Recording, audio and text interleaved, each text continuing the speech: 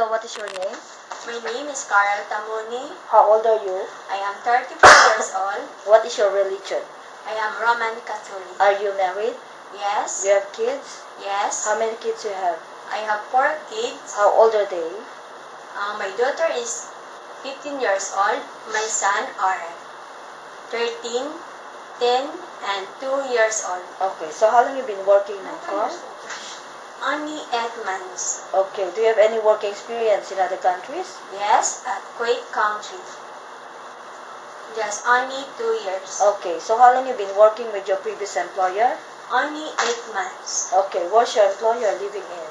We live at Chengli. How many square feet of your employer's house? Only 1,000 square feet. How many family members there? Only 4 members. How many children? 2, How old are they? 10 years old boy and 6 years old girls. Okay, so would you please describe your daily working schedule? What time you wake up in the morning?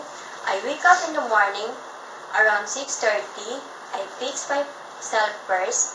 Then I start cleaning the kitchen and the dining table before I preparing the breakfast of the kids. And then I prepare their things for going school.